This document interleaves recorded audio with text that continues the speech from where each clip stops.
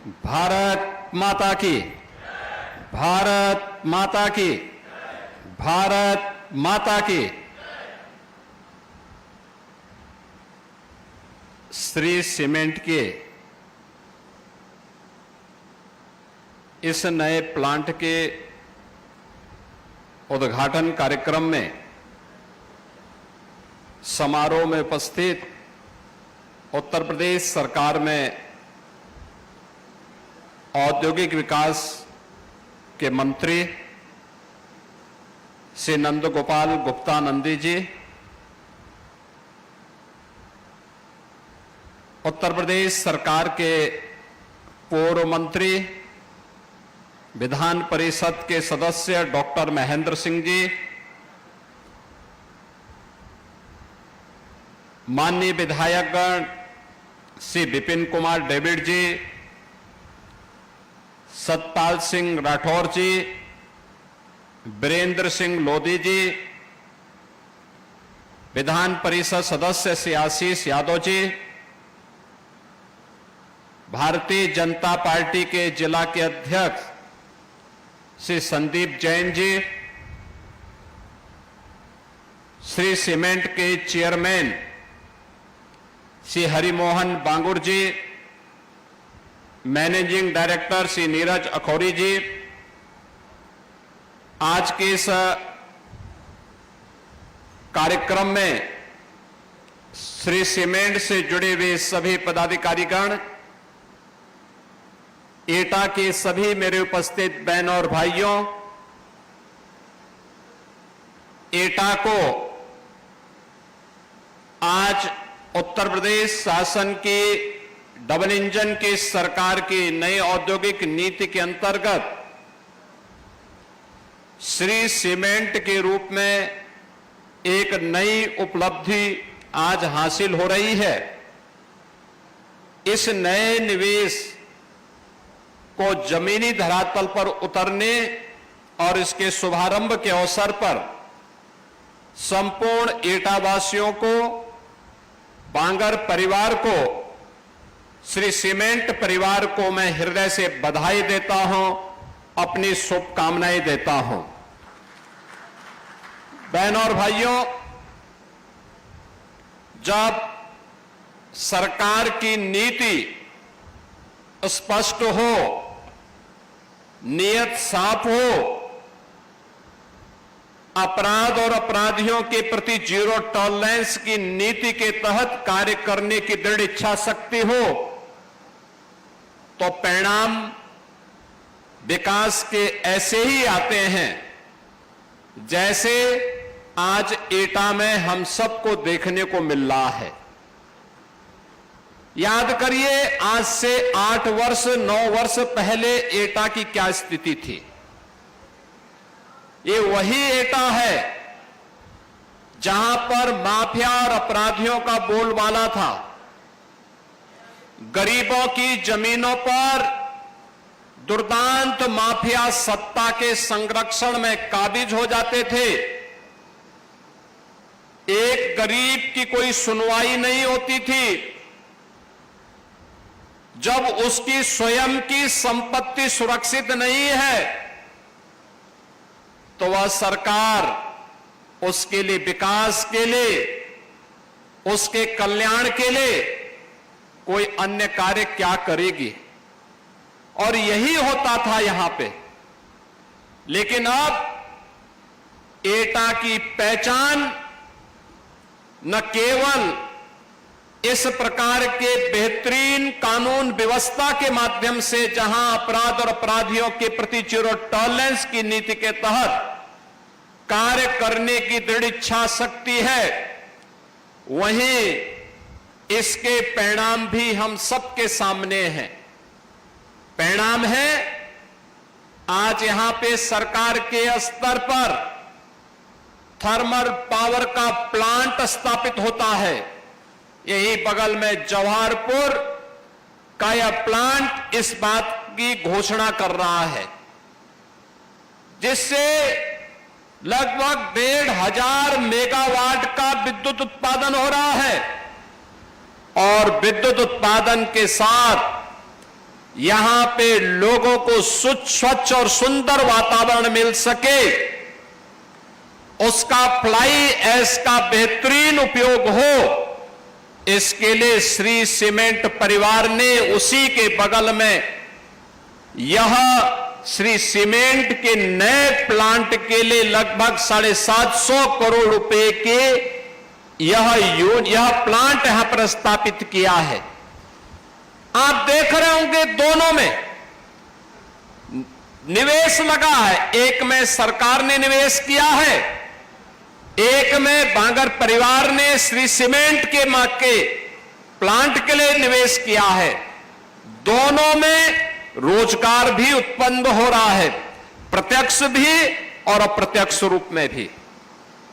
आप देख सकते हैं कि यह जो श्री सीमेंट का प्लांट यहां पर स्थापित हुआ है, प्लांट एक है, लेकिन इसके माध्यम से प्रत्यक्ष रूप से 500 लोगों को यहां पर कार्य मिला है।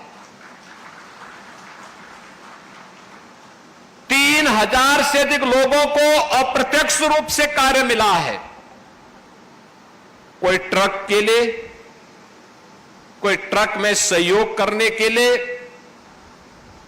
और इसके बाद जहां जहां पर इन लोगों ने इस सीमेंट को बेचने के लिए अपने स्वयं के लोग स्थापित किए होंगे, वहां के व्यापारियों को भी अपने व्यापार को आगे बढ़ाने के लिए श्री सीमेंट ने एक अवसर दिया है। ऐसे सैकड़ों लोगों के लिए नए रोजगार के अवसर उपलब्ध करवाने की आवश्यकता, और यही है विकसित भारत की आधारशिला, यही है आत्मनिर्भर भारत की आधारशिला। याद करिए, आप में से बहुत सारे लोग ऐसे होंगे जिन्होंने अपना बचपन देखा होगा, तब सीमेंट कंट्रोल से मिलता था। यानी अगर आपकी पहुंच है तो एक बोरा सीमेंट किसी प्रकार से मिल पाती थी। ये कांग्रेस के समय की बात है। उस समय लोगों के लिए सुविधाएं नहीं थी, घर बनाना कठिन था, लोग चोरी छिपे सीमेंट खरीदते थे। विकास कैसे होता है? कांग्रेस हो या समाजवादी पार्टी, इनकी दृष्टि सबका साथ और सबके विकास के प्रधानमंत्री मोदी जी के विजन के अनुरूप नहीं थी। एक संकुचित दृष्टि इन दलों की होने के नाते इन लोगों ने साथ तो सबका लिया, लेकिन विकास अपने परिवार का किया, अपने परिवार के लिए किए। परिणाम क्या था? प्रदेश भी और देश भी पिछड़ता गया, गरीबी बढ़ती गई, अराजकता उनके गुंडों के द्वारा बढ़ती गई, न व्यापारी सुरक्षित था, न बेटी सुरक्षित थी, और उस अराजकतापूर्ण माहौल में, दंगाग्रस्त प्रदेश में या देश में कौन व्यक्ति अपनी जान को दांव पे लगाता? ये नहीं हो पाता था। याद करिए, जब ये देश आजाद हुआ था 1947 में, 1947 से लेकर के 1960 तक यह देश दुनिया की छठी अर्थव्यवस्था थी, छठी अर्थव्यवस्था थी। उससे पहले जब हम 17वीं सदी में जाते हैं, 17वीं 18वीं सदी में यह देश दुनिया की नंबर 1 की अर्थव्यवस्था थी। याद करिए, पहले मुगलों ने लूटा, फिर अंग्रेजों ने तबाह किया, और जो कुछ बचा रह गया था वह मुगलों और अंग्रेजों के बाद कांग्रेस ने और समाजवादी पार्टी ने तबाही का नया मंजर पैदा करके देश के सामने और प्रदेश के सामने पहचान का संकट खड़ा कर दिया था। याद करिए, 1960 तक जो देश दुनिया की छठी अर्थव्यवस्था रही हो, वह देश 2014 तक आते आते आगे बढ़ने की बजाय दुनिया के अंदर हमारा स्थान अब 6 से 11वें स्थान पर आ गया। 11वें में प्रधानमंत्री मोदी जी के समय 11वें स्थान की अर्थव्यवस्था होने के बाद जब मोदी जी ने प्रयास प्रारंभ किया, विकास के माध्यम से एक मंत्र देशवासियों को दिया कि विकास सबका होगा, साथ सबका लेंगे, बिना भेदभाव के हर एक जगह का विकास करेंगे। परिणाम आया, आज भारत दुनिया की चौथी बड़ी अर्थव्यवस्था बन गई है और आने वाले 2 वर्ष में भारत दुनिया की तीसरी बड़ी अर्थव्यवस्था होगा। भारत का तीसरी बड़ी अर्थव्यवस्था होने का मतलब दुनिया के सामने भारत की एक उज्जवल छवि दुनिया के सामने भारत की ताकत का एहसास कराएगा। दुनिया के सामने भारत के लिए अपनी भारत के नागरिकों के लिए पहचान का संकट नहीं खड़ा होगा। भारत ने अगर इस यात्रा को आगे बढ़ाया है तो उत्तर प्रदेश ने भी अपनी इस यात्रा को प्रधानमंत्री मोदी जी के मार्गदर्शन में सफलतापूर्वक आगे बढ़ाने में मदद की और उसे आज जिस बात का हकदार उत्तर प्रदेश था, उत्तर प्रदेश को उसकी उस स्थिति तक पहुंचाने के लिए भरपूर प्रयास किया। पिछले 8 वर्ष में डबल इंजन की भारतीय जनता पार्टी की सरकार के प्रयासों का सुपरिणाम है कि प्रदेश जब हम लोग आए थे 2017 में, यह उत्तर प्रदेश देश के अंदर 7वें स्थान पर गिना जाता था और आज उत्तर प्रदेश देश के अंदर नंबर 2 की अर्थव्यवस्था बन चुका है। बहनों और भाइयों, यह तब हो पाया जब सुरक्षा का वातावरण था। इन गुंडों के खिलाफ, सत्ता पोषित गुंडों के खिलाफ, पेशेवर माफियाओं के खिलाफ जब कार्रवाई हुई तो उस कार्रवाई का परिणाम था कि निवेशकों में एक नई आशा की किरण फूटी। उनको लगा कि नहीं, अब हम सुरक्षित हैं। दंगाइयों के खिलाफ कार्रवाई की गई तो प्रदेश के अंदर लोगों के मन में एक विश्वास पैदा हुआ कि हमें विकास की बात करनी है। और जब यह देश विकास के पथ पर अग्रसर हो, उत्तर प्रदेश अपने आप को उससे अलग नहीं कर सकता है, क्योंकि देश की आबादी का हर 6ठा व्यक्ति उत्तर प्रदेश में निवास करता है। हम उससे अपने आप को अलग नहीं कर सकते और इस दृष्टि से पिछले 8-8.5 वर्ष के अंदर जो विकास उत्तर प्रदेश के अंदर हुआ है, आज उसने उत्तर प्रदेश को एक पहचान दी है। उत्तर प्रदेश आज उस दिशा में तेजी के साथ आगे बढ़ा है। आज उसी का परिणाम है कि 17 के पहले जिस प्रदेश में कोई निवेश नहीं आता था, जो निवेश था वो यहां से भाग रहा था, आज वही प्रदेश अपने यहां 45 लाख करोड़ रुपए के निवेश के प्रस्ताव लाने में सफल होता है। अपनी सेक्टोरियल पॉलिसीज के माध्यम से, अपनी शुद्ध नियत के माध्यम से उनमें से अब तक 15 लाख करोड़ रुपए के निवेश के प्रस्ताव को जमीनी धरातल पर उतारने में सफल होता है और उसके माध्यम से 60 लाख नौजवानों के लिए नौकरी के अवसर भी उपलब्ध करवाता है। अनुमान कर लीजिए कि अगर एक श्री सीमेंट 3500 लोगों को प्रत्यक्ष और अप्रत्यक्ष रूप से नौकरी और रोजगार दे सकता है, कोई कारण नहीं कि प्रदेश के अंदर 15 लाख करोड़ रुपए के निवेश के प्रस्तावों के माध्यम से 60 लाख नौजवान नौकरी और रोजगार न पा सकते हो। पाया है और आगे भी जो निवेश के निरंतर प्रस्ताव प्राप्त हो रहे हैं, इसमें भी नौकरी की नई संभावनाओं को आगे बढ़ाने का कार्य किया जा रहा है। बहनों और भाइयों, हमें निवेश के इस कार्यक्रम को मजबूती के साथ आगे बढ़ाना होगा। और मैं इस बात के लिए हृदय से धन्यवाद दूंगा उत्तर प्रदेश की जनता जनार्दन को, जिनका आशीर्वाद इस सकारात्मक माहौल में बराबर ये डबल इंजन सरकार के साथ बना रहा, लगातार बना रहा।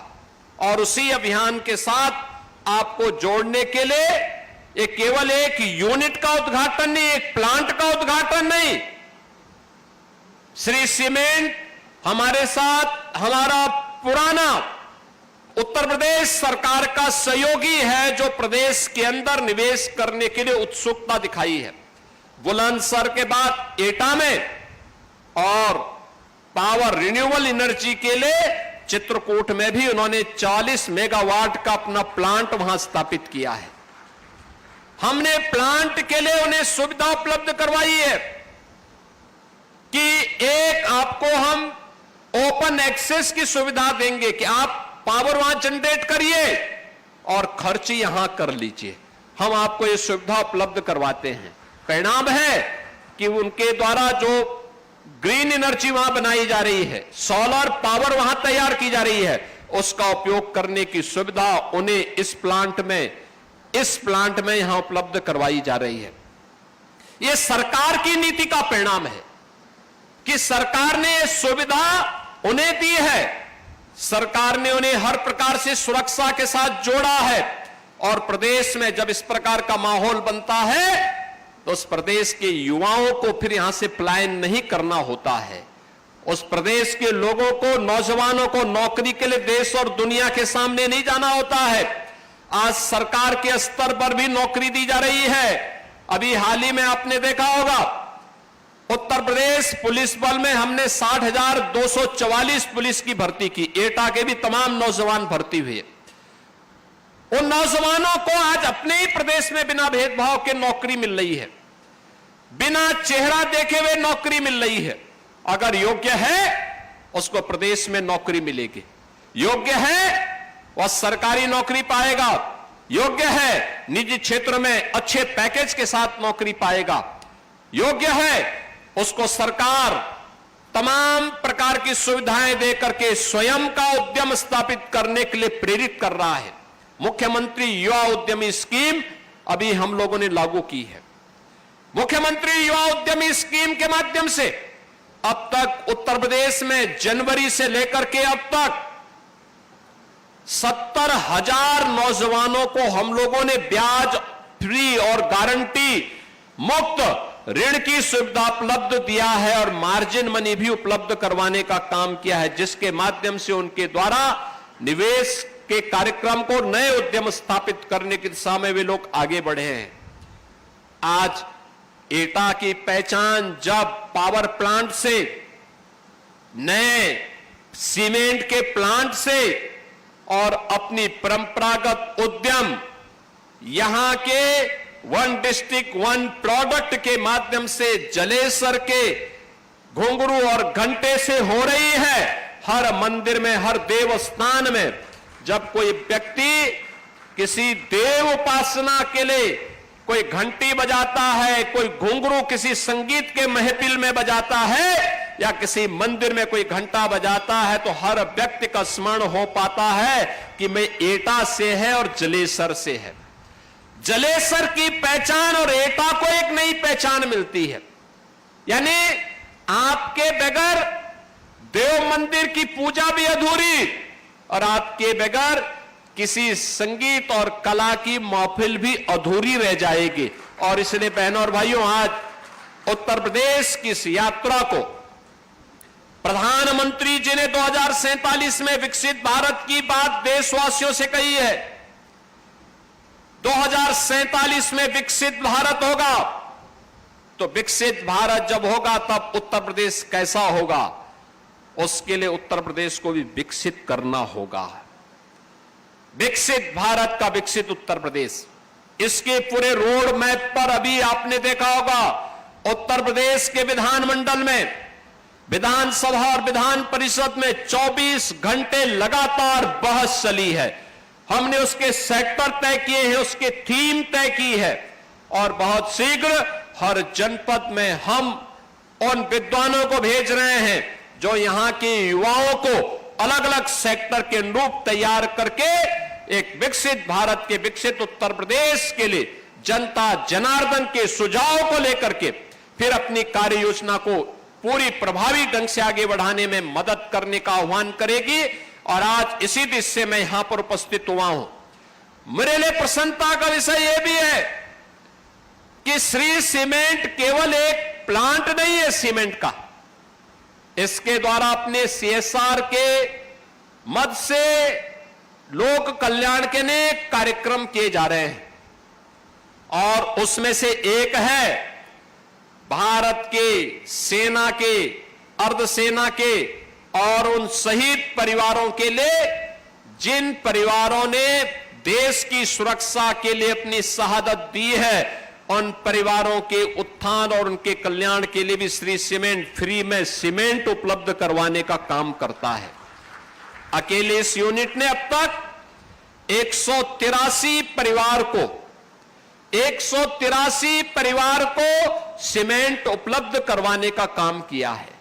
ये चीजें दिखती हैं कि हम केवल व्यवसाय नहीं कर रहे हैं, हम रोजगार भी दे रहे हैं और अपने राष्ट्रीय उत्तरदायित्व का भी निर्वहन कर रहे हैं, जिससे अगर कोई नौजवान देश की सीमाओं की सुरक्षा करते हुए, देश की आंतरिक सुरक्षा करते हुए अगर अपने आप को बलिदान किया है तो हम उसके परिवार का संबल बनेंगे।